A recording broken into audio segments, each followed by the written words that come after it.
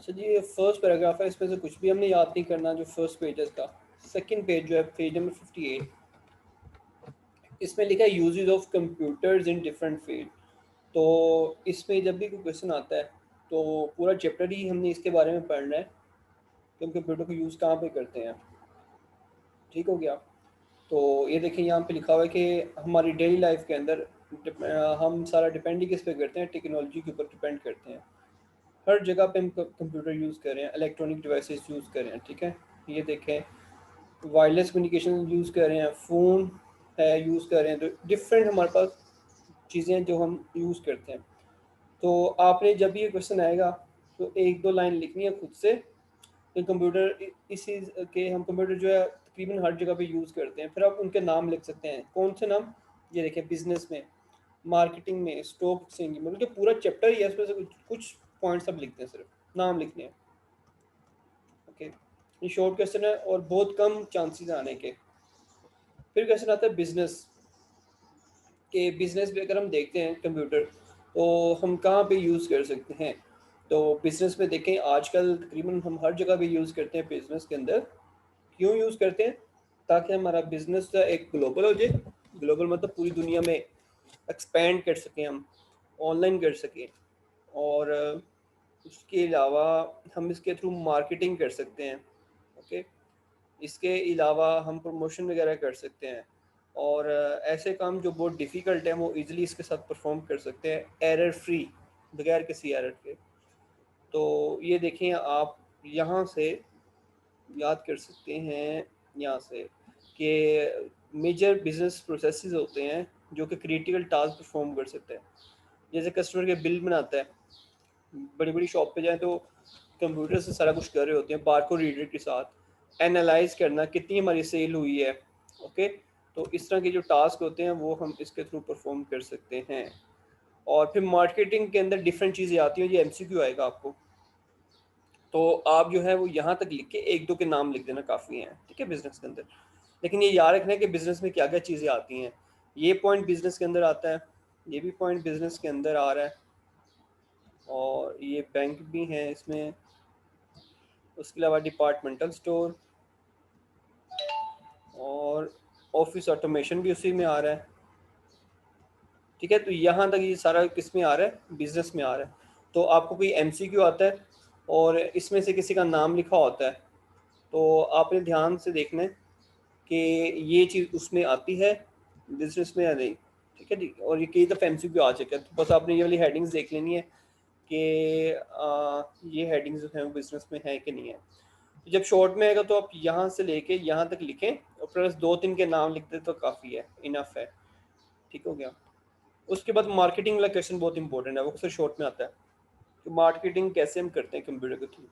तो कंप्यूटर के through advertise वगैरह, जैसे देखें कोई भी हम एप्लीकेशन यूज़ करते हैं, यूट्यूब यूज़ करते हैं, फेसबुक यूज़ करते हैं, टिकटॉक है, और इस तरह की कोई और ऐप है, तो वो जैसे ही हम यूज़ कर रहे होते हैं उसमें छोटा सा एक ऐड आ जाता है। ओके, या वीडियो के बीच में ऐड आ जाता है, कभी छोटी सी वीडियो क्लिप आ जाती है, या वैसे छोटा सा एक ऐड सा ऊपर बना हुआ आता है, लिखा हुआ उस पर आता है, जिस पे क्लिक करें तो साथ ही उनकी प्रोडक्ट वो ओपन हो जाती है, वेबसाइट वगैरह। तो इस तरह से हम क्या कर सकते हैं, मार्केटिंग जो है वो परफॉर्म कर सकते हैं। ओके, तो ये देखें, स्टार्ट से लिखा है कि ऐसी एप्लीकेशंस होती हैं जो हमें प्रोवाइड करते हैं इंफॉर्मेशन प्रोडक्ट के बारे में, उसकी डिस्ट्रीब्यूशन के बारे में, एडवर्टाइजिंग के बारे में, और उसकी सेलिंग वगैरह के बारे में, और प्राइस वगैरह के बारे में। ठीक है, ये आप लिखोगे। प्लस इसमें 4 P's होते हैं, बड़े इंपॉर्टेंट है 4 P's। ये देखें, या 4 एलिमेंट्स कह लें, या इसका एक नाम है 4 P's। ये क्वेश्चन भी आया था 4 P's के 4 P's क्या होते हैं। पी आगे एस डाल दें,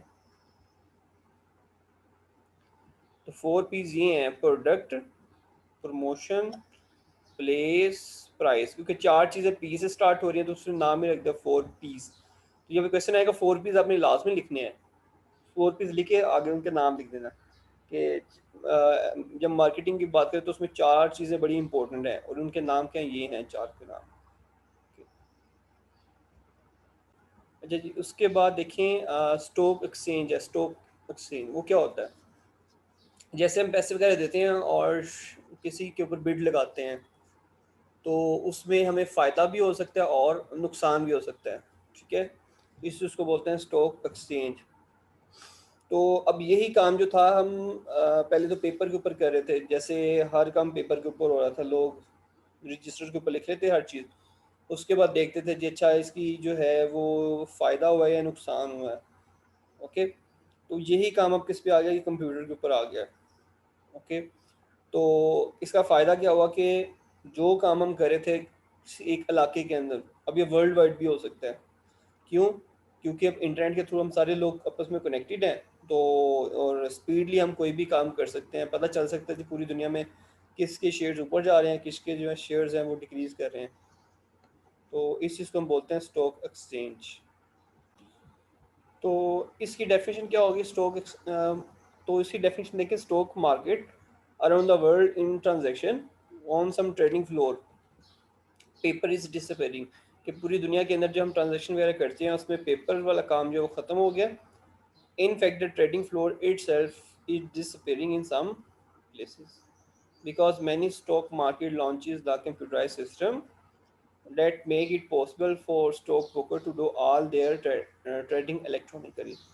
तो ये डेफिनेशन भी आप लिख सकते हो, और ब्रोकर्स के बारे में मैंने एक लिखवाई भी है, या आप ये भी लिख सकते हो कि ब्रोकर्स जो होते हैं, मतलब जो काम करते हैं उसका स्टॉक एक्सचेंज से, वो जो पर्सन होते हैं आपस में लिंक होते हैं और बिड्स वगैरह लगाते हैं, और उसके अलावा उसको जो है लोगों हैं उसको स्क्रीन वगैरह के ऊपर सारा कुछ नज़र आता है, वो चीज़ सेल कर सकते हैं, बाय कर सकते हैं, और लाजमी नहीं कि सारा पेपर पे काम करें।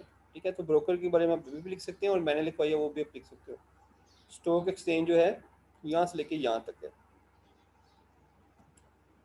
उसके बाद क्वेश्चन आता है बैंक्स में कैसे यूज़ करते हैं, और ये मोस्ट इम्पोर्टेंट क्वेश्चन है, ये बहुत ही इंपॉर्टेंट है बैंक्स वाला। कि पहले क्या होता था जी, हम बैंक में जाते थे और जुमे को बैंक ने ब्रेक होनी है और बंद होना है, उसके बाद है सैटरडे को बंद है, संडे को बंद है, तो अगर हमने पैसे वगैरह निकलवाने हैं, ट्रांसफ़र करना है, तो क्या करें, वेट करें उसका। तो अब क्या होता है जी कि हम लोग सारा काम ऐप के थ्रू ही कर सकते हैं। ठीक है, या एटीएम से पैसे निकलवा सकते हैं, या वहाँ से ट्रांसफ़र भी कर सकते हैं। अगर बैंक में कोई चेक वगैरह है उसको रीड करना है, तो वो भी डिवाइस है हमारे पास। तो इस तरह डिफरेंट तरह से हम यूज़ कर सकते हैं। तो सबसे पहले फ़ायदा यही कह रहा है कि सेव टाइम करता है, और कस्टमर के लिए कन्वीनियंस है। इवन के इंटरनेशनल मतलब पाइट से पैसे वगैरह आप सेंड भी कर सकते हो, रिसीव भी कर सकते हो। ठीक है, एक ये पॉइंट है इसका। उसके बाद दूसरा पॉइंट ये है कि हम जो पैसे वगैरह हैं, पैसे नहीं, वो जो चेक होता है उसको रीड करना हो तो हम इस डिवाइस से कर सकते हैं। इसका नाम क्या है, मैग्नेटिक इंक कैरेक्टर रीडर। और इसके अलावा हम मेन फ्रेम यूज़ करते हैं। मेन फ्रेम से क्या होता है कि ऐसा कंप्यूटर होता है जिसके साथ मल्टीपल जो है कीबोर्ड, उसके अलावा माउस और डिस्प्ले स्क्रीन जोड़ देते हैं। मतलब हम सीपीयू एक ही लेके आते हैं बड़ा सा, बाकी सारे लोग उसके साथ कंप्यूटर अपने जोड़ लेते हैं, तो उसको हम बोलते हैं मेन फ्रेम। और ये बहुत फास्ट कंप्यूटर होता है, इसलिए क्योंकि हमने सारे कस्टमर के अकाउंट इसमें स्टोर करने होते हैं, तो हमें एक फास्ट कंप्यूटर चाहिए, इसलिए हम क्या यूज़ करते हैं, मेन फ्रेम। इसके अलावा हम एटीएम यूज़ करते हैं। एटीएम क्या होता है जी, ऑटोमेटेड टेलर मशीन। ये एक एमसीक्यू भी है बड़ा इंपॉर्टेंट, कि एटीएम स्टैंड फॉर क्या होता है।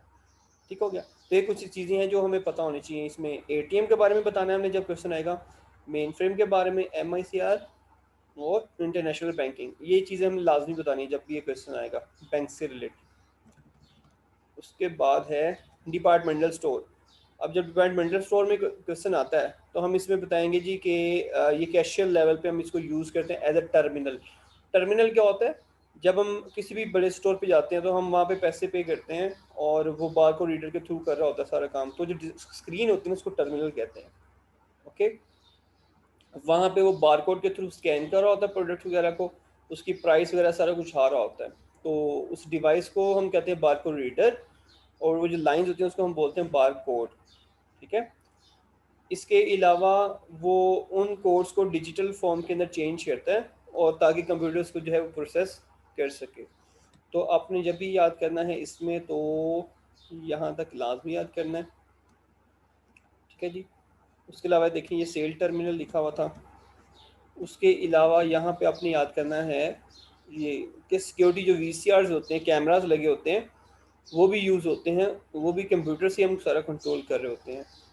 ठीक है जी। और ये देखिए रिसिप्ट वगैरह जो निकलती है और जिसके ऊपर पैसे लिखे होते हैं सारी कि इतनी प्रोडक्ट आपने ली है और उसकी इतनी ज़्यादा प्राइस वगैरह, ये सारा कुछ भी किस पे लिखा होता है, इसके ऊपर लिखा होता है। इवन कि आपने इन्वेंट्री लेवल चेक करना है कि कितनी चीज़ें आपके पास पड़ी हुई हैं, ठीक है जी। डिपार्टमेंट सेल कितनी हुई है एक डिपार्टमेंट की, ये रिपोर्ट आपने देनी है। तो ये भी आप किसके थ्रू दे सकते हो, कंप्यूटर के थ्रू, ठीक है जी। कितनी चीज़ हमने सेल की है आज, और कितना फ़ायदा हुआ है या लॉस कितना हुआ है, या किस दिन सबसे ज़्यादा जो है ना हमारी सेल हुई है, ये सारी चीज़ें भी आप किससे पता लगा सकते हो, कंप्यूटर की हेल्प से ही पता लगा सकते हो। उसके बाद ऑफिस ऑटोमेशन है, और ये भी क्वेश्चन बड़ा इंपॉर्टेंट है, ओ ए के नाम से आता है ऑफिस ऑटोमेशन, कि हमने जितने भी काम है कंप्यूटर के उसको कैसे परफॉर्म करना जी, ऑटोमेटिकली परफॉर्म करना है, मतलब कंप्यूटर के थ्रू परफॉर्म करना है। और मैनेजमेंट हो चाहे एडमिन टास्क हो, एडमिन वाला टास्क, कोई भी टास्क हो हम इसको इजीली परफॉर्म कर सकते हैं। और टोटल 5 चीज़ें हैं, ये एमसीक्यू भी आ सकता है, टोटल 5 कैटेगरीज होती हैं ऑफिस के अंदर जो हम परफॉर्म करते हैं मेन। डिसीजन मेकिंग है पहला, ये आप कंप्यूटर से करवाएंगे। डाटा मैनिपुलेशन कंप्यूटर से करवाएंगे। डॉक्यूमेंट को हैंडल करना है वो कंप्यूटर से। कम्युनिकेशन, जैसे हम अभी भी कम्युनिकेशन कर रहे हैं, ये भी कंप्यूटर से कराएंगे। फिर जो डाटा स्टोर करना वो भी हम कंप्यूटर से ही करवाएंगे। तो यहाँ तक आप याद करेंगे कि किस तरह से हम ऑफिस में कंप्यूटर से ऑटोमेटिकली काम करवाते हैं। फिर ऑफिस ऑटोमेशन में 3 तरह की चीज़ें होती हैं, ये एमसीक्यू आ सकता है। पहली चीज़ ये है, ओके। दूसरी चीज़ मैसेज हैंडलिंग सिस्टम है, और तीसरा है ऑफिस सपोर्ट सिस्टम। तो 3 पॉइंट्स होते हैं इसमें। और अब ये वाला बहुत इंपॉर्टेंट क्वेश्चन है, ये डीएमएस।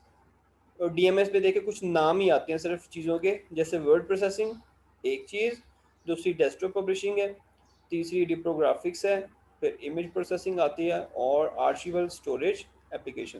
तो इतनी सी डेफिनेशन है इसकी, और सिर्फ इसमें नाम ही आ रहे हैं चीज़ों के। अब वो सारी चीज़ें सिर्फ बताई हुई हैं। वर्ड प्रोसेसिंग क्या होता है, ये अभी आपका टेस्ट हुआ है इस चैप्टर का, कि जिसमें आप डॉक्यूमेंट वगैरह एडिट वगैरह कर सकते हो, उसको हम क्या बोलते हैं, वर्ड प्रोसेसिंग बोलते हैं, ठीक है। तो इसकी डेफिनेशन यहाँ तक है, अगर यहाँ से करते हो तो इस चैप्टर में से। उसके बाद डेस्कटॉप पब्लिशिंग क्या होता है, कि किसी चीज़ को अट्रैक्टिव बनाना, मतलब कलर्स वगैरह यूज़ करना, काफ़ी डिफरेंट स्टाइल्स के साथ लिखना, इस चीज़ को बोलते हैं डेस्कटॉप पब्लिशिंग। स्प्रेडशीट, ये भी आपका चैप्टर का टेस्ट हो चुका है, उसमें अपनी डेफिनेशन पढ़ी थी कि ऐसा सॉफ्टवेयर होता है जिसमें हम रो कॉलम की फॉर्म में काम करते हैं, नंबर सिस्टम के साथ अच्छा काम कर सकते हैं, कोई सी चीज़ का फ़ायदा लॉस वगैरह निकालना हो तो हम ईजिली हम निकाल सकते हैं। रिप्रोग्राफिक्स, ये बहुत इंपॉर्टेंट डेफिनेशन है ये वाली, इसको मार्क कर लें, रिप्रोग्राफिक्स। और आसान सी डेफिनेशन है कि किसी चीज़ के मल्टीपल कॉपीज जनरेट करना, हम इसको बोलते हैं रिप्रोग्राफिक्स। और इमेज प्रोसेसिंग क्या होता है, कि एक डॉक्यूमेंट है उसको हम स्कैन करते हैं और उसके बाद उसको डेटाबेस के अंदर स्टोर कर देते हैं, इसको हम बोलते हैं इमेज प्रोसेसिंग, ठीक है जी। मैसेज हैंडलिंग सिस्टम, मैसेज को हैंडल करना, अब हम कैसे करते हैं जी, फैक्स मशीन होती है या ईमेल होती है या वॉइस मेल होता है, जिसके थ्रू हम मैसेज वगैरह सेंड भी कर सकते हैं डॉक्यूमेंट की फॉर्म में, और रिसीव भी कर सकते हैं। लास्ट है, ये चैप्टर नंबर 2 से रिलेटेड है, जहाँ पे हमने ग्रुप वेयर पढ़ा था कि मिलजुल के अगर हमने काम करना है, कोऑर्डिनेट करना है, तो उस चीज़ को हम बोलते हैं ग्रुप वेयर। और ग्रुप वेयर बेसिकली किसकी एग्जांपल है, ऑफिस सपोर्ट सिस्टम इनेबल। इसमें होता है कि मिलजुल के हम काम कर सकते हैं, और कोई भी चीज़ हो हम कोऑर्डिनेट कर सकते हैं, चाहे एक ऑर्गेनाइजेशन के अंदर या आउटसाइड ऑर्गेनाइजेशन भी हम ये वाला काम कर सकते हैं। तो इसका हम बोलते हैं ऑफिस ऑफिस सपोर्ट सिस्टम। अच्छा जी, ई कॉमर्स, ये भी बहुत इंपॉर्टेंट क्वेश्चन है, ठीक है, ई कॉमर्स वाला। तो ई कॉमर्स बेसिकली क्या होता है, इलेक्ट्रॉनिक कॉमर्स है। जैसे हम आमतौर पर तजारत करते हैं तो इलेक्ट्रॉनिकली करेंगे, बाय करेंगे, सेल करेंगे, कोई भी चीज़ एक्सचेंज वगैरह करेंगे। तो इस चीज़ को हम बोलते हैं ई कॉमर्स। लेकिन हमारे पास नेटवर्क लाजमी होना चाहिए, अगर नेटवर्क ना हुआ तो हम ई कॉमर्स नहीं कर सकते, ओके। यहाँ तक भी डेफिनेशन कर सकते हो, और अगर यहाँ तक करना चाहो तो ज़्यादा बेहतर है, ठीक है। उसके बाद इसने कुछ चीज़ें हमें बताई हुई हैं, जैसे देखें हम होम बैंकिंग कर रहे हैं, इसके अलावा शॉपिंग कर रहे हैं, बाय स्टॉक कर रहे हैं, फाइंडिंग जॉब कर रहे हैं, ये सारी चीज़ें किस में आती हैं, इसी में आते हैं, ई कॉमर्स के अंदर आती हैं। और एक डेफिनेशन मैंने आपको लिखवाई थी एम कॉमर्स की, और एम कॉमर्स में क्या था, सारा कुछ सेम ही था, बस उसमें क्या था, मोबाइल को यूज़ करते हुए जो है ना कॉमर्स करते हैं, तो उसको बोलते हैं मोबाइल कॉमर्स। अब ई कॉमर्स में क्या क्या चीज़ें आती हैं, ये ईमेल आती है, ईमेल का मतलब क्या होता है कि हमने किसी को टेक्स्ट साथ कोई चीज़ अटैच भी करनी है, तो जो फॉर्मल वे होता है मैसेज सेंड करने का, उसे हम बोलते हैं ईमेल। ओके, इसमें हम स्पोकन मैसेज भी भेज सकते हैं, कोई चीज़ स्टोर भी कर सकते हैं, सेंड भी कर सकते हैं, ये सारा कुछ होता है। जैसे व्हाट्सएप में होता है कि हम कोई चीज़ सेंड करें तो हमारे पास रिकॉर्ड भी उसका रहता है कि ये चीज़ हमने सेंड की है। ये भी काफ़ी इंपॉर्टेंट शॉर्ट है ये वाला। ये अलग से सारी शॉर्ट आते हैं। वीडियो कॉन्फ्रेंस भी बहुत इंपॉर्टेंट शॉर्ट है। वीडियो कॉन्फ्रेंस जैसे अभी हम कर रहे हैं, वीडियो कॉल कर सकते हैं, और इसमें कैमरा यूज़ होता है प्लस माइक्रोफोन यूज़ होता है, और इसमें हम साइट वगैरह हर चीज़ कैप्चर भी कर सकते हैं। और ये एक एडवांस फॉर्म है टेली कॉन्फ्रेंसिंग की, और ये एक एमसीक्यू भी है ये वाला, और इसका आंसर भी यहाँ तक है। इसके अलावा आपने थोड़े से इसमें फ़ायदे बताने हैं इसके, कि इससे स्पीड अप होता है बिजनेस। ठीक है, मतलब आपकी स्पीड जो है ना वो बिजनेस की बढ़ जाती है। कैसे? कि मैं यहाँ से मीटिंग करने जाना था इस्लामाबाद, मुझे बहुत टाइम लगेगा, लेकिन मैंने इंटरनेट पे कर लिया। उसके बाद मैंने लाहौर में मीटिंग करनी थी, वो भी मैंने इंटरनेट पे कर लिया। उसके बाद मैंने कोयटा में करनी थी, तो एक एक मतलब इकट्ठी भी मीटिंग कर सकते हैं या अलग अलग भी कर सकते हैं, लेकिन आने जाने में टाइम वेस्ट हो रहा है वो नहीं होगा। तो ये है स्पीड अप। उसके बाद है कि ईज़िली आप ये मैनेज कर सकते हो क्योंकि ऑनलाइन ही करना है सारा काम। उसके बाद कॉस्ट आपकी बच जाती है। ठीक हो गया? कॉस्ट वगैरह कैसे बचती है? क्योंकि आपको आने जाने में जो टाइम वगैरह वो वेस्ट नहीं होता, और आने जाने में पैसे भी तो लगते हैं ना, वो भी नहीं होंगे। तो ये सारे इसके फ़ायदे हैं। जब भी क्वेश्चन आएगा आपको फ़ायदे लास्ट में लिखने हैं। कौन से? स्पीड अप होता है, उसके बाद ईज़िली है, कॉस्ट सेविंग है, ठीक है, और टाइम सेविंग भी आप कह सकते हैं इसमें। और वीडियो कॉन्फ्रेंस वाला क्वेश्चन काफ़ी इंपॉर्टेंट है। ई शॉपिंग, सिंपल वर्ड्स में जैसे शॉपिंग करते हैं हम ऑनलाइन, इसको ई शॉपिंग कहते हैं। और ये हम कब कर सकते हैं जी? 24/7 कर सकते हैं। 24 आवर्स और 7 डेज, मतलब किसी भी दिन किसी भी टाइम पे हम ये काम कर सकते हैं। हम कुछ चीज़ ऑर्डर कर देंगे, उसके बाद हमारे पास आ जाएगी। ठीक है, इसकी एग्जांपल क्या है वो अपनी लास्ट में लिखनी है। कोई भी एग्जांपल लिख दें, अब दराज यहाँ पे साइड पे लिख लें, छोटी सी एग्जांपल अपने लास्ट में देनी है, दराज। ओके, इसी तरह कोई और भी आपको पता है तो वो लिख सकते हैं यहाँ पे। ई बैंकिंग, ये इंपॉर्टेंट क्वेश्चन है। ई बैंकिंग के बैंक वाला काम जब ऑनलाइन आप कर रहे हैं मोबाइल के थ्रू वगैरह, जिसको हम बोलते हैं ई बैंकिंग, या इसको हम एक और भी नाम है, इसको साइबर बैंकिंग भी कहते हैं, ऑनलाइन बैंकिंग भी कहते हैं। ठीक है जी, मतलब सारे काम जो आप फिजिकल बैंक में कर रहे थे वो आप कहाँ पे कर रहे हो? घर पे बैठे हुए कर रहे हो, जिसको हम बोलेंगे ई बैंकिंग। जैसे डिफरेंट एप्लीकेशंस होती हैं बैंक वालों की, तो उसके थ्रू मैं काम कर लेता हूँ, तो उसको हम बोलेंगे इलेक्ट्रॉनिक बैंकिंग।